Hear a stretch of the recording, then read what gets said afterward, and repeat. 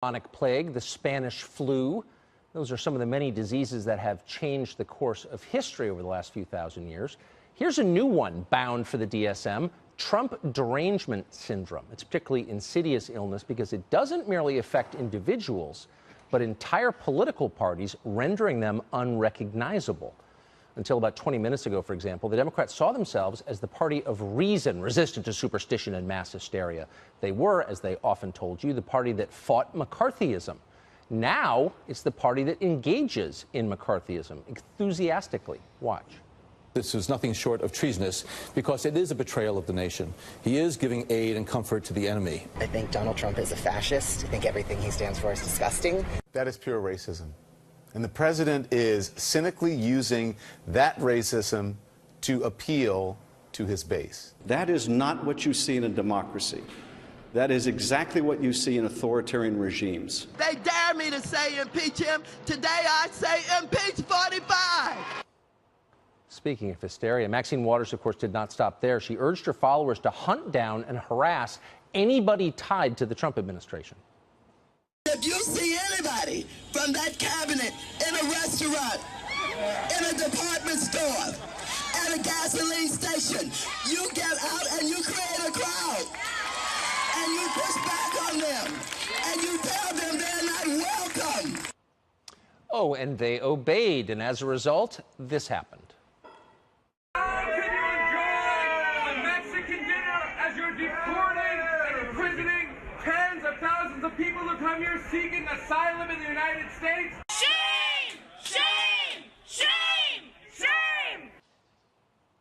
This is all rage by proxy, of course. They'd like to hurt Trump himself, but he's not around, so they attack his employees and supporters. And in the absence of any of those, a star on the sidewalk with his name on it. Watch this.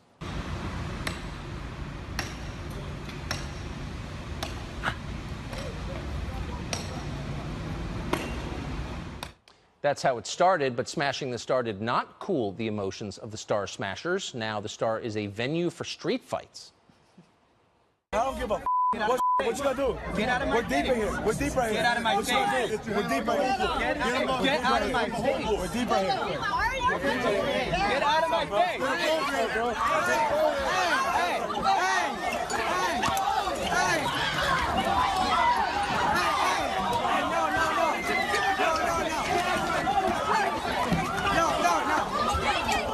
Hear that? What you haven't heard are Democratic leaders appealing for calm. The Democratic Party at this point has become totally unmoored from whatever principles once defined it. Under Franklin Roosevelt, Democrats championed working Americans and organized labor. They couldn't do that today. Too many union members are middle-aged white guys. Instead, their only remaining principle is hatred of the president. If Trump supports something, they're against it. If he's against it, they're huge fans, no matter what it is. Consider the events of the past few months. MS-13, for example, a deadly street gang that engages in sex trafficking, rape, drug smuggling, torture, murder with knives. MS-13 preys on poor people, mostly immigrants. The president called them animals because they are. Within hours, the left produced a wave of speeches and op-eds extolling the basic human dignity of gang members with face tattoos whose motto is kill, rape, control. Once they embraced MS-13, the left decided that the law enforcement agency charged with arresting MS-13 must be bad, hence the now common demand that ICE be abolished so that immigration laws can never again be enforced. And then there's Stormy Daniels. Even on the far left, hardcore pornography was not considered an ideal career for your daughter. And then Daniels and her creepy cable-friendly lawyer emerged, and now Daniels is touted on the left as some sort of civil rights hero. When Rudy Giuliani doubted her credibility, he was blasted for impugning the respectability of women who have sex with strangers on camera for pay. Well, for years, the left was even more adamant than the right in demanding free speech for Americans, and good for them. And then came Trump. Free speech allowed Donald Trump and his supporters to be heard, so now the left is against free speech. They're begging Facebook and Twitter to suppress the opinions they dislike and censor news outlets that don't toe the new Democratic Party line, the line that has existed for about 15 minutes. The left also used to worry about the unchecked power of the most powerful sectors of our government, the CIA and the FBI and the whole constellation of alphabet agencies.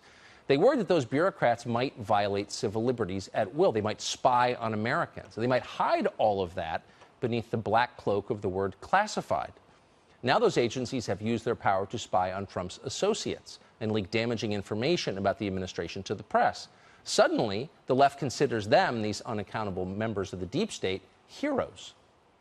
How about this one? For decades, the left accused the rich of not paying their fair share of taxes. Okay, last year's tax reform bill rolled back the amount of state and local taxes rich people can deduct. Now that the wealthy, though, form the core of the Democratic Party's constituency, liberals are outraged by this. New York and New Jersey are suing the Trump administration to get the rich their tax deductions back. We could go on and on and on. George W. Bush embroiled America in a ruinous Middle Eastern war. The left hated him for that. Now he gave a speech criticizing Trump last year, so he's fully rehabilitated. The left used to fear corporate control of major news outlets, and they should.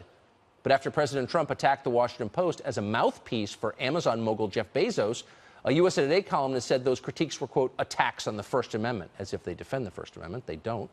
President Trump tweeted threats at Kim Jong-un, so his sister was praised at the Winter Olympics for stealing the spotlight from Vice President Pence. She must be great. The president hates her brother.